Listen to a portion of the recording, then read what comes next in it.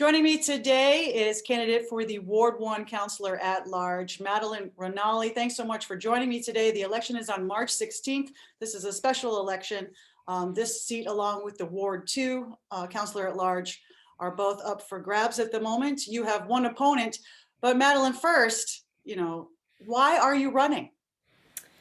Well, first, thank you so much for having me, Jen. I'm so excited to be here with you. I think so. For me, what's driving me is a couple things.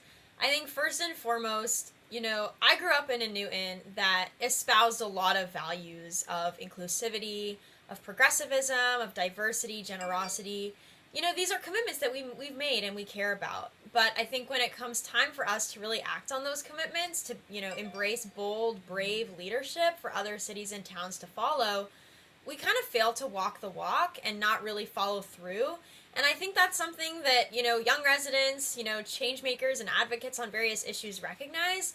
And I think, there's a sense of urgency now. The clock's ticking on a lot of really important issues, whether it's, widespread racial injustice, the climate crisis, our housing shortage. And I think that sense of urgency is really driving me. I think another really big reason that motivated me is, as a young resident of Newton, our city council is over 2/3, a super majority of residents over the age of 50. And, while they're all committed public servants, by consequence of that makeup, young residents don't see our city council, our local government, as a vehicle for change that represents them, because they don't get action on the advocacy that they do, on the issues that they care about. And so I'm hoping to set a precedent and to bring, issues facing young residents to the table, whether it's youth mental health access or, lowering our voting age, things like that are really driving young people and getting us excited, but we just don't have, that advocacy at the local level to really follow through. You mentioned some of those priorities. Can you mention a few more of, your top priorities that you'd like to tackle if, in fact, you do get elected? Yeah, sure. So I'd say, priority number one at any level of government right now has to be, a safe and equitable recovery from COVID-19. This looks like so many things, like aiding our local businesses, supporting our seniors, continuing to enforce common sense precautions, making sure students and teachers are safe in our schools, so many things like that. But I hope that we can really use it as an opportunity to build back better and to build back stronger. I think affordable housing is a big priority for me, especially as a young resident that gets asked all the time, why don't you want to move back to Newton after you graduate and raise a family here? And the reality is it's too difficult and it's too expensive, and we need to work to reverse that trend. And so there are so many, ways that we need to act to confront our housing shortage and to bring up our housing stock. So in addition to that, I think environmental sustainability is a big one. Not just meeting our climate action goals, but exceeding them, getting there ahead of time, and making bold investments in green transit and infrastructure and green space and things like that. And then racial justice is a big one for me.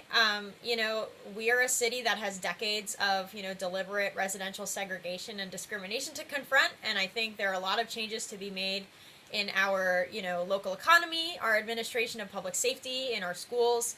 And I'm really excited to really be a voice for a lot of racial justice advocates.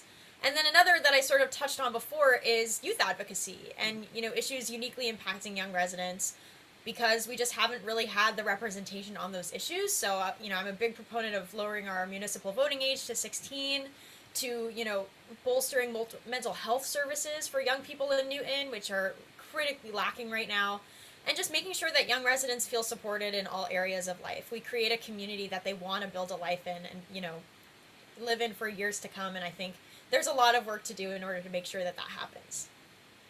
Those sound great, but what kind of background do you have, or experience, expertise? Can you kind of embellish a little bit, or not embellish, excuse me, kind of enlighten us as to what kind of background you do have to perhaps, help with those areas? Yeah, of course.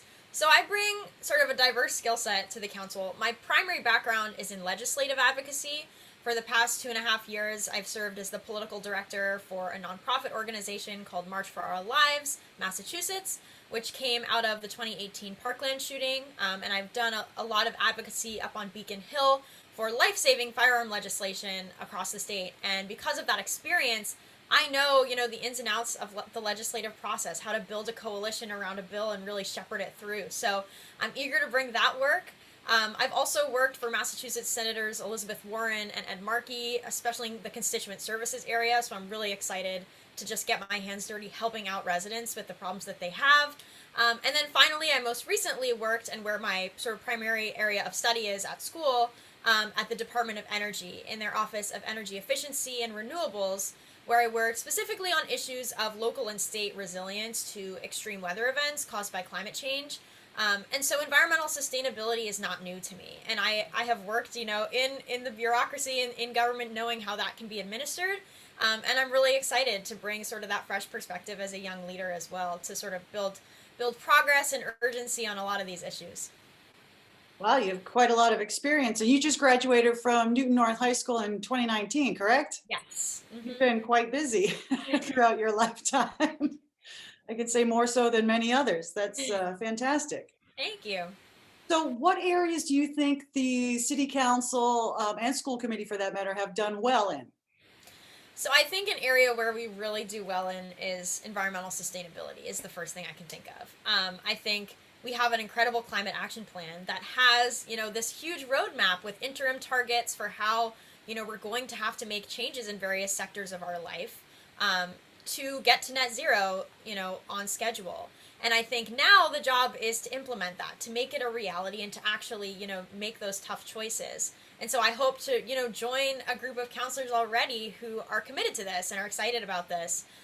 There's also been tremendous advocacy already on, expanding access to public transit, expanding walkability and bikeability around Newton. And so I'm excited to join, folks working at that. And then I also think our zoning redesign effort has obviously been ongoing for a very long time. And, I would be more than excited to jump in and learn all that there is to learn about the process and get my hands dirty. And I think, we are lucky to have so many counselors who are committed to this process and know sort of the fundamental changes in our zoning code that are required if we want to change our housing landscape in the way that we know we need to.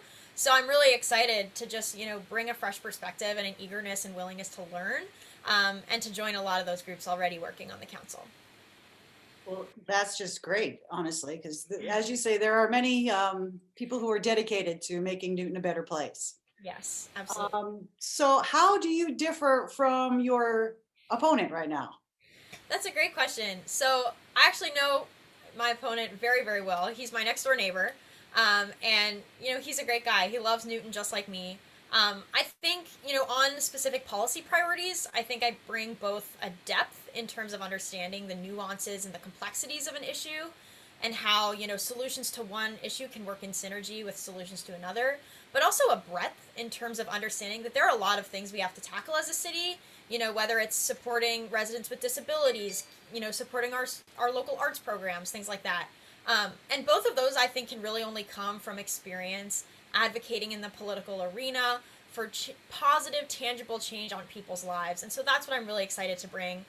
I think, our general rhetoric and our messaging is also very different. I think my opponent focuses a little bit more on a need to sort of retain the Newton that we have and that we like and make sure it doesn't change too much. And while I can understand, the reasoning behind that, I think often rhetoric like that undersells a lot of the gravity of the crises we're facing right now and the fact that we are going to have to make, uncomfortable decisions and move forward and embrace this change because we have urgent problems that the Newton we have right now isn't tackling. We have a housing shortage. We have widespread racial injustice. There are big problems that are going to require us to build a new future for our city, and I think that's the sense of urgency that I bring. Wow, that's great. Thanks so much, Madeline. So how can someone find out more? Because we only just, tackled a couple of issues, in a short amount of time, but you have a lot more that you have to say. So how can someone find out more about you? Sure. So I think the first way is to check out our website, which is www.ranalli that's F-O-R, Newton.com. And Ranalli is spelled R-A-N-A-L-L-I, like on my screen. Where you can find, more in-depth policy proposals, learn a little bit more about me, sign up, if you want to get involved and help us out. We're also very active on social media. I think that's been one of the silver linings of a COVID campaign is, we have really embraced digital organizing. So you can follow us on Facebook, Twitter, Instagram. I believe we also made a TikTok, though I wouldn't look there, at Ranalli for Newton. Where, we post all sorts of things about, various policy highlights to, phone banks and ways people can get involved. And it's a really just fun way to join a community of folks who are really excited about this. So I'd say those two ways are great. And you can also, reach me anytime. I'm an open book. So you can email me at info@ranallifornoon.com, or you can give me a call anytime at 617-833-7965. Perfect. Thanks so much, Madeline. We really appreciate you taking the time, helping us get to know you a little bit better.